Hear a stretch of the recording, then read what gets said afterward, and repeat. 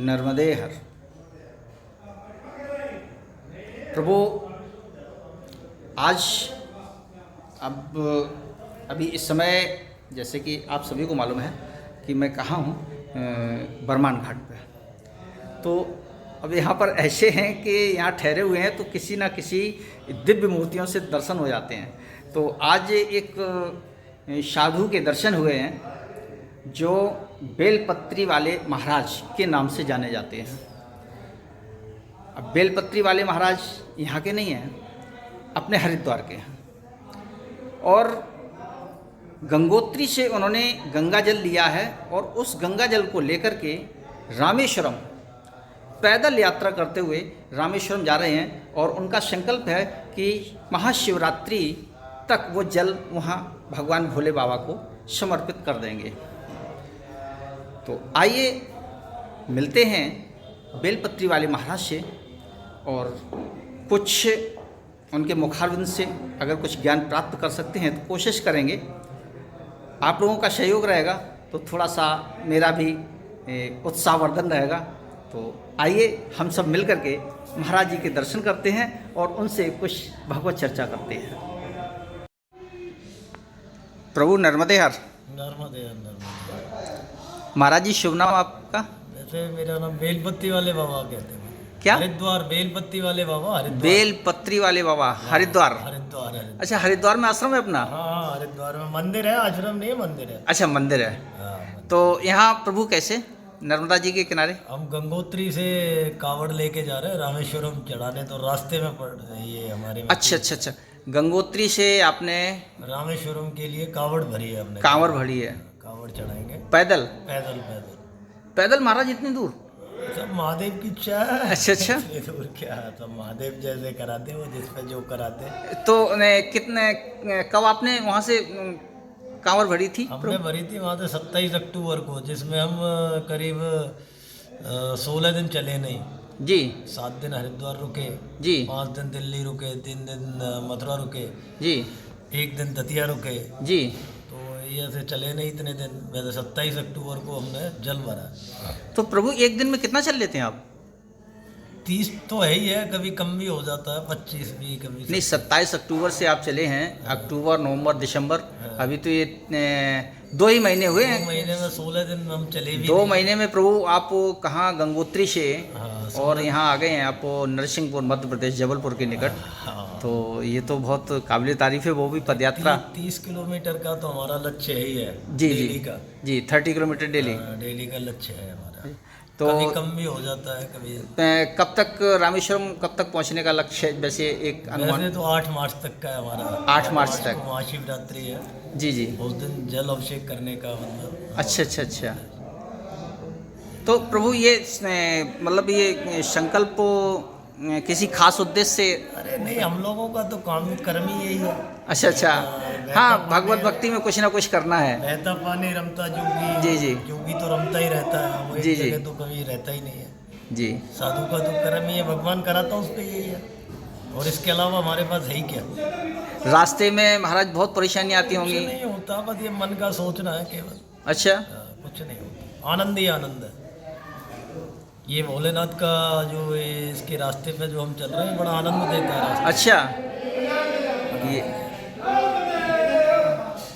ये तो महाराज बड़ा ताज्जुब हमें लग रहा है कि एक तो नर्मदा जी की परिक्रमा ही जो लोग करते हैं उन्हीं का हमें बड़ा ताज्जुब होता है। तो ये महाराज गंगोत्री से रामेश्वरम तक की लगभग कितने किलोमीटर की दूरी होगी? 3200 किलोमीटर। 3200 kilometre, 3200 kilometre. यानी लगभग नर्मदा जी की परिक्रमा जो पड़ती है उतना ही पड़ता है। उतना ही है। जी जी जी।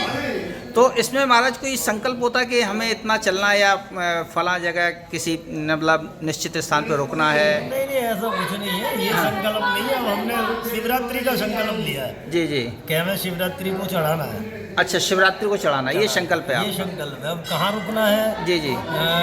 क्या वो फिर भोलेनाथ की मर्जी है, वो कितना चलाता है कितना। तो इसका महाराज कोई संकल्प नहीं होता कोई कि संकल्प नहीं अच्छा होता। केवल ये है कि हमें शिवरात्रि पे वहाँ शिवरात्रि पहुँचना तक है? पहुँचना है। अब कोशिश यही होती है कि हफ्ते 10 दिन पहले पहुँच जाए। जी। अपनी कोशिश यही होती है, फिर ये भगवान की मर्जी है वो कब तक पहुँचा दे, कितने दिन पहले पहुँचा दे। अच्छा अच्छा। फिर लौट के आप फिर हरिद्वार वापसी ट्रेन से वापसी ट्रेन से करेंगे। हाँ, वो ट्रेन से तो स्वाभाविक है जब इतना। वापसी ट्रेन। हाँ हाँ। तो हरिद्वार में महाराज कहाँ पर मंदिर है? ये हमारा सुभाष घाट पे मंदिर है, प्रकाशेश्वर महादेव। सुभाष घाट पे प्रकाशेश्वर महादेव मंदिर। प्रकाशेश्वर महादेव मंदिर। अच्छा अच्छा, ये आपके हर की पौड़ी से बिल्कुल बिल्कुल हर की पेड़ी के पास में है। हर की पेड़ी के पास में ही है। हाँ, चलिए प्रभु, आपसे मिलकर के बहुत खुशी हुई और बिल्कुल ऐसे लग रहा है कि जैसे हम माँ गंगा की गोद में बैठे हैं, हरिद्वार की याद आ गई। इतनी बड़ी बात है। नहीं, नर्मदा जी के तट पे बैठ कर के माँ गंगा का दृश्य गोचर हो गया। तू ऐसे क्यों था? तू तो बढ़िया हमसे नर्मदा जी की परिक्रमा में हो, तुम तो सब।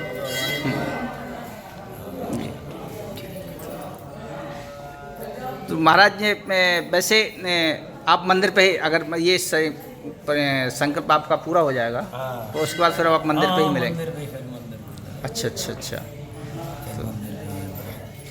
तो मंदिर पे महाराज वहाँ जैसे हरिद्वार में लोग भक्त लोग जाते हैं, तो जैसे यहाँ मंदिर पे ठहरने की व्यवस्था होती है, अपने यहाँ हरिद्वार में कुछ ऐसी एक्टिविटीज़? नहीं, हरिद्वार में काफ़ी है, ऐसा जी। नहीं है, लेकिन वो क्या है कि ज़्यादातर साधुओं के आश्रम जो है उनमें व्यवस्था है रुकने की। अच्छा अच्छा अच्छा अच्छा। जो साधुओं का स्थान है जी, जी। उनमें ज़्यादातर व्यवस्था है। अच्छा अच्छा। जैसे हमारा एक दूधाधारी चौक है हरिद्वार में। जी, कौन सा महाराज? दूधाधारी चौक। दूधाधारी चौक। उस क्षेत्र में जितने भी आश्रम हैं जी। मतलब साधुओं के, वो उनमें ज़्यादातर बाहर के यात्रियों के लिए ठहरने की। अच्छा अच्छा अच्छा। एक इधर हमारा कनखल है।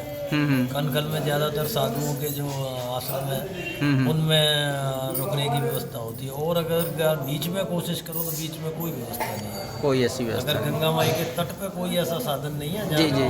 जो कि बाहर, क्योंकि वहाँ वैसा वो है, सिटी टाइप का है। जी जी जी। और जो साधुओं के जो आश्रम है वो थोड़ा गंगा माई से, एक कनखल ऐसा है जो कि गंगा माई के किनारे है। हाँ, हाँ। लेकिन वहाँ जो किनारे पे आश्रम नहीं है, वहाँ किनारे पे ज़्यादातर होटल है। होटल है किनारे पे आश्रम। किनारे जैसे पे- नर्मदा जी के किनारे पे कई एक आश्रम है, हर 2 किलोमीटर 3 किलोमीटर 4 किलोमीटर पे कोई ना कोई आश्रम आपको मिल जाएगा। हाँ। और सभी परिक्रमा वासियों की बहुत सेवा करते हैं। हाँ। और कुछ आश्रम तो ऐसे हैं कि वो सभी की सेवा करते हैं, कोई भी आगंतुक हो सभी की सेवा करते हैं। तो ऐसा महाराज अपने यहाँ हमने देखा है गंगा जी के किनारे या यमुना जी के हरिद्वार किनारे। में भी ऐसे काफ़ी आश्रम है। जी जी। हरिद्वार में ऐसे ऐसे आश्रम है जहाँ की लाखों आदमियों का तो डेली पर डे का भोजन है। जी जी।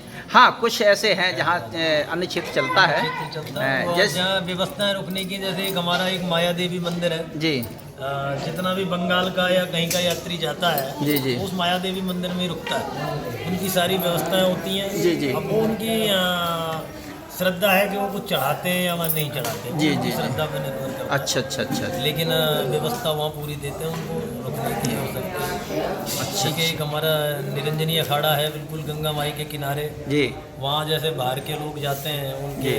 जो जिस साधु से जिसका लिंक होता है। हाँ हाँ। अब जैसे आप हमारे परिचित हो गए, जी, जी। आप कभी अगर हरिद्वार आओगे तो आप हमारे जरिए जी जी। आओगे तो ये एक गंगा माई के किनारे एक निरंजनी अखाड़ा है, गणेश घाट और अच्छा। एक माया देवी मंदिर। जी। इनमें क्या है, जैसे अगर आप किसी के परिचित हो जी जी। तो आप मतलब रुक सकते हो, यानी फिर आपका अगर 10-15 का ग्रुप है जी जी। तो आप कुछ पैसे मतलब आप कुछ पैसे जमा की पर्ची जमा कटती कर है। पर्ची कटती है। फिर अच्छा आपको रूम की व्यवस्था हो जाएगी। वहाँ हो जाएगी। अच्छा अच्छा अच्छा। ऐसे तो आश्रम वहाँ भी कई है, जी। अन्य क्षेत्र भी काफ़ी में चलते हैं। अच्छा अच्छा। और काफ़ी हद तक मतलब अब तीर्थों में तो इतना हो जाएगी, काफ़ी है, तीर्थों में इतनी जगह कहाँ होती है। और हरिद्वार एक इतना बड़ा तीर्थ स्थल बन चुका है कि वहाँ पैर रखने की लोगों को जगह नहीं है। जी जी जी। दुकानें इतना भरा हुआ है कि मतलब वहाँ आजकल पब्लिक को भी सुविधाएं चाहिए। अब तो बता रहे हो वहाँ कॉरिडोर और बन रहा है। हाँ, सुनने में आ रहा है पर अभी तक तो कोई क्लियर नहीं हो रहा है। अच्छा। सुनने में आ रहा है कॉरिडोर का, सुनने में आ रहा है कि कॉरिडोर होगा। हाँ, नहीं बताते हैं काम शुरू हो गया है। नहीं तो अभी तो नहीं हुआ, अभी तो हम हमारी फ़ोन पे डेली बात होती है। अच्छा अच्छा। अभी तो हमारी डेली फ़ोन पे अच्छा, बात होती अच्छा। है, अभी ऐसा कुछ नहीं हुआ। जी। और हो सकता है कि हम, वैसे सुनने में आ रहा है कि ये साल जैसे ही आएगी। हाँ हाँ। इस साल में कुछ न कुछ हाँ, हर की पैड़ी पे कॉरिडोर बना रहे हैं, जैसे महाकाल हाँ, लोक जैसे- बनाया उन्होंने। हाँ। और आपके काशी में बनाया काशी है, में बनाया है। अयोध्या जी में भी बनाया है सरयू नदी के तट पर। हाँ, तो ऐसे ही बता रहे हैं माँ गंगा के वहाँ तट पर। हरिद्वार में भी बनने में सुनने में आ रहा है, चर्चा चल रही है। जी और ठीक है, जैसा है बने, सुंदरता भव्यता। बिल्कुल बिल्कुल।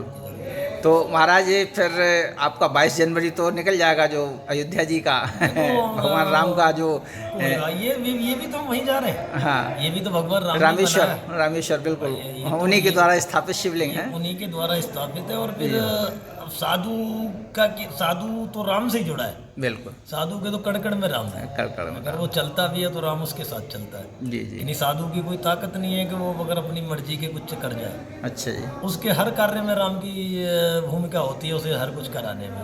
तो साधु के तो कण कण में भरा हुआ है राम।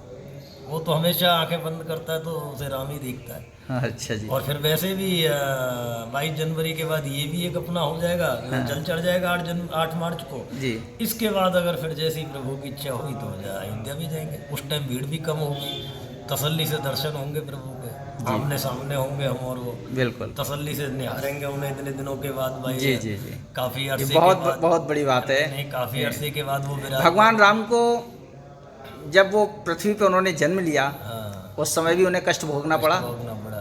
और कलयुग में भी उन्हें कष्ट भोगना पड़ा। भगवान राम की कुंडली में कष्ट है और हम लोग अपने कष्टों को रोते हैं। देखो उन्होंने ऐसा कुछ नहीं है, उन्होंने अगर जो कष्ट किया, कष्ट निभाया, तो हम लोगों को सिर्फ एक दिखाने के लिए किया। जी क्योंकि उन्होंने हम लोगों को सिर्फ ये दिखाया है कि भाई देखो कर्म का जो लेखा होता है उससे कोई नहीं बचा, उसमें मैं भी शामिल हूँ।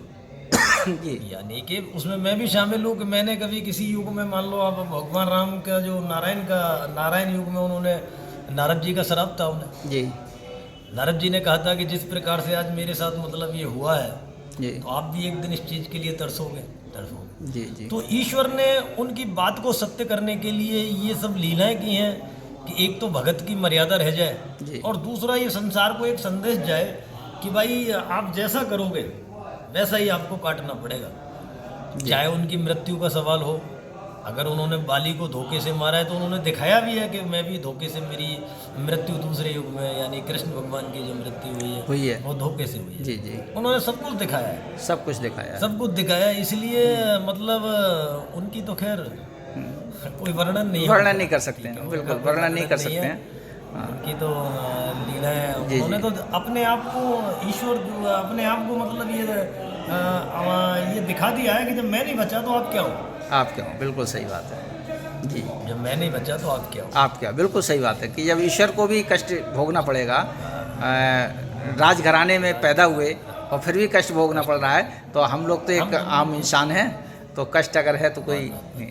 कष्ट को भी कष्ट है तो हमारे उसके कारण है ना, उन्होंने क्लियर किया है जी कि भाई मैंने जो मतलब नारद जी के साथ किया था जी वो मुझे उस रूप में, दूसरे रूप में आके मुझे ये भरना पड़ेगा। जी यानी कि नारद जी के भी मन में एक शादी का लालच आया था जी जी कि भाई मैं शादी करूंगा, तो जी। वो नारायण का रूप मांग रहे थे। जी अब नारायण ने उनको जो है वानर का रूप दे दिया। जी तो बस उसी चक्कर में जब उनके एकदम अंदर से अग्नि प्रकट हुई कि भाई मैं तो इस चीज के लिए मतलब तरस गया, तब उन्होंने गुस्से में आके नारद जी को, नारायण को श्राप दे दिया था ये कि आज जिस चीज में मैं तड़प रहा हूँ उसी चीज में एक दिन आपको भी मतलब आपको भी तड़पना पड़ेगा। तड़पना पड़ेगा। तो उन्होंने उस भक्त की बात को सत्य किया है, क्योंकि नारद एक उनके प्रिय भगत, भक्तों में गिनती है।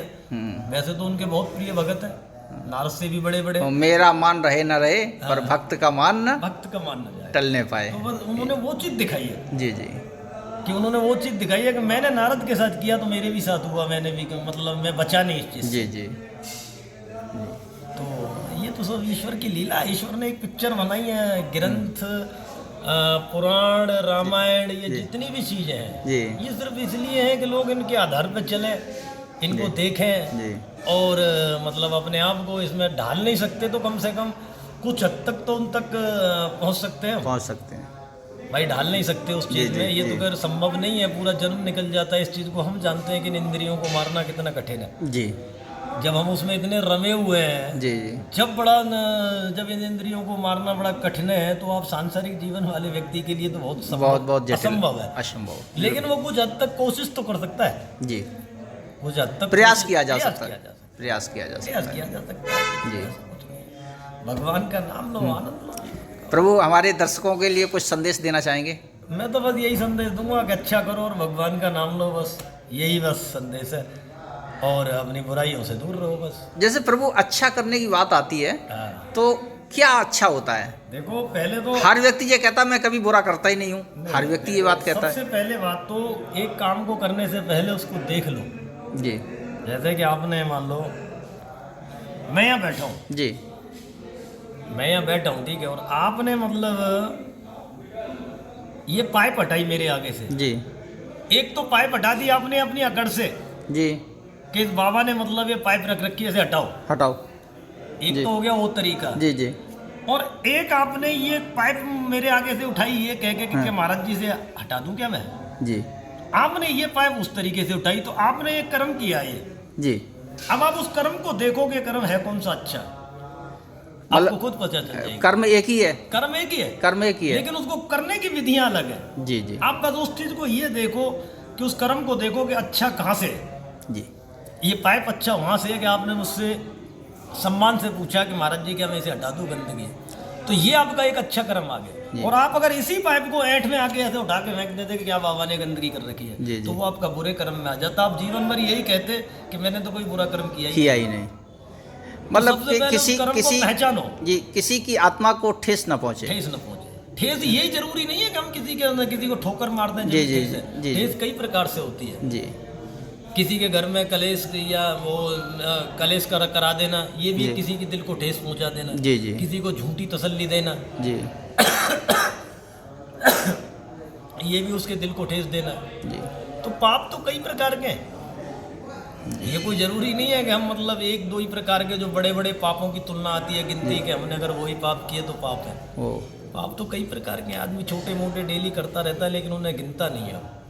जी अगर जिस दिन उन्हें गिनना चालू कर देगा वो इंसान फिर पाप करेगा ही। करेगा नहीं। बस सबसे बड़ी बात है कि उस कर्म को देख ले कि मैं जिस कर्म को करने जा रहा हूँ तो किस तरीके से करूँ। जी वहीं आपको पता चल जाएगा कि अच्छा क्या है और बुरा क्या है। वहीं आप 1 मिनट तसल्ली अगर आपका मन कर रहा है कि मुझे 20 रुपए उठाने हैं, हाँ हाँ तो आप उठा लो, लेकिन जी। 2 मिनट का समय दो अपने दिमाग को सोचने का जी कि भाई मैं ये 20 रुपए कैसे हटाऊं। जब आप 2 मिनट रुक जाओगे जी तो आप अच्छा कर दोगे, 10 के नोट को उठाओगे नहीं, ये वहीं का वहीं रह जाएगा। जी। केवल आपको 1 मिनट की तसल्ली देनी है, अपने आप को रोकना है 1 मिनट। 1 मिनट रोकना है और ये कहना है कि भाई ये काम अच्छा है या गलत है, बस इतना सोच, इतना बोल देना है। जी फिर आपके अंदर से एकदम आवाज उठ जाएगी कि भाई ये काम गलत है, इसे मत कर। जी और आप उसे उठा वहीं रख के चले जाओगे तो आप एक बुरे काम से बच गए। बच जाओगे। और आपने अगर ये 10 का नोट उठा के अपनी जेब में रख लिया तो आप ये बुरे काम के झमेले में आ गए। जी तो बस उसका आप किसी भी काम को करने जाओ 1 मिनट धैर्य से, धैर्य जरूर रखो वहाँ जाके। जी आपसे किसी ने कहा जी कि भाई हमें फलाने आदमी को पीटना है, आपने कहा ठीक है जी मैं पीट दूंगा, लेकिन उसकी बात पे आने से पहले 1 मिनट तसल्ली से रुको, पहले सोचो। सोचो जी और अंदर से पूछो अपने आप को कि भाई मैं ये गलत करने जा रहा हूँ या सही। जी तब आपके अंदर से आवाज आएगी कि यार ये तो गलत है, ये तो हो सकता है तो अपने स्वार्थ में किसी को पिटवाने ले जा रहा है, जी तो आप वहीं रुक जाओगे उस काम को। यानी हृदय में जो ईश्वर विराजमान है वो आपको सही उसको रहेगा। मौका पूछो एक बार, पूछो एक बार। पूछो, आत्मा परमात्मा, जी इन आत्माओं से पूछो एक बार। जी और पूछने के लिए आपको 1 मिनट का उस टाइम काम करने से पहले 1 मिनट रुक के जरूर आपको उस आत्माओं से पूछना चाहिए कि भाई मैं ये जो काम कर रहा हूँ ये गलत है या सही। वो आपको अपने आप तुरंत आवाज़ दे देगी कि नहीं ये काम गलत है, और आप रुक जाओगे उस काम को करने से।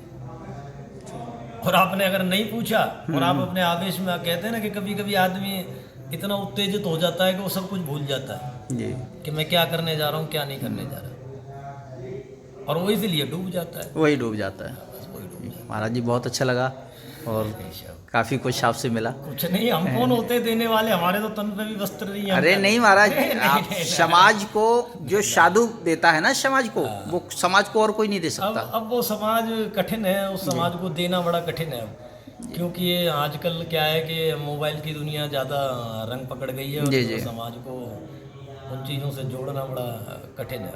एक प्रयास किया जा सकता है महाराज। प्रयास तो किया, प्रयास में तो आदमी लग रहा है, जी, जी। लेकिन वो प्रयास सफल उसका। अब भगवान भी कहते हैं इस कलयुग में क्या है कि भगवान भी अपने भक्तों को कह देता है कि शांत बैठा रहे, जी अपना शांत रहे, न किसी से कुछ बोल, क्योंकि वो जान रहा है सब इसको। क्योंकि इसका रूप देख के तो बजरंगबली भी डर गए थे, इस कलयुग का रूप देख के तो बजरंगबली भी डर गए थे कि ऐसा कलयुग है, इसका रूप क्या है। क्या है, बिल्कुल सही बात। तो आम आदमी क्या है, इसलिए वो अपने भक्तों को कोने में बैठा देता है कि तुम शांत रहो। जी। जो हो रहा है वो होने दो, तुम होने किसी दो। को अब नहीं कुछ कर सकते तुम किसी का। महाराज जी संन्यास जीवन आपका कितना हो गया? अब सन्यास जीवन तो देखो, हम सन्यास तो हम अपने आप को उस दिन कहेंगे जी जिस दिन सारी चीज़ों को अंत कर देंगे अपने अंदर से, उस दिन हम अपने आप को कह देंगे कि हम सन्यासी हैं। सन्यास ये कोई ज़रूरी नहीं है कि हमने वस्त्र त्याग दिए तो यही सन्यास हो गया, या घर परिवार त्याग दिया यही सन्यास हो गया। जी सन्यास तो हम उस दिन सन्यासी कहलाएंगे जिस दिन अपने अंदर की हर उस चीज़ को मिटा देंगे। जैसे अभी एक माया आ गई हमारे आगे, जी जी ये भी सन्यास नहीं है हमारा, जी क्योंकि हमारा इसकी तरफ मतलब मोह है। जी ये 10 का नोट आ गया, हमने 10 रुपये देख लिए, जी तो हम अपने आप को अभी सन्यासी नहीं आसक्ति होगी इसकी तरफ। जी सन्यास हम उस दिन अपने आप को कहलाएंगे जिस दिन हमें किसी से कोई मतलब नहीं होगा, ना इस माया से, ना इनसे कोई मतलब नहीं, ना आपसे कोई, न किसी से कोई, अपना आराम से धीर बैठे। फिर भी महाराज इस लाइन में मतलब ये प्रयास करते हुए कितना समय हो गया आपको? वैसे तो ज़्यादा दिन नहीं हुआ है, इस चोले को धारण किए 5 साल हुए, जब पिताजी मतलब पूरे हो गए। अच्छा अच्छा उससे पहले वैसे रमे तो उसमें शुरू से हैं। जी करीब जब से हमने अपना जीवन का महत्व समझा है, यानी कि होश संभाला है। जी जो कहते थे ना, एक तो बचपना निकल गया, हाँ हाँ और जब आदमी अपने होश में आता है, जब से हम इसमें रमे हुए आध्यात्मिक तरह आपका झुकाव रहा शुरू से। और 5 वर्ष पहले से आपने इस हाँ, मतलब वो इस जब लाइन पिताजी जब हमारे चलने का पूरे- प्रयास किया। पिताजी पूरे हो गए तो उसके बाद मतलब- अच्छा अच्छा, तो आप गृहस्थ जीवन नहीं? नहीं हमारा भाई बहन है, सब है, सब तो अच्छा, पूरा अच्छा, अच्छा। संसार समान है। आप गृहस्थ जीवन में नहीं नहीं गए? नहीं, हम नहीं। चलिए महाराज, बहुत अच्छा लगा आपसे मिल करके। और कोई नहीं है, सब जी ठीक है, सब ईश्वर की ही लीला है, जिस पे जो कराते वो उसकी बिल्कुल मर्जी है। बिल्कुल। जिसको जिस दर रंग चलाते वो उधर ही चलेगा, उसकी और कभी ताकत है। नर्मदे यार प्रभु। नर्मदे हर, नर्मदे हर। जो खुश रहो, भगवान खुश रखे, शांति बनाए रखे। जय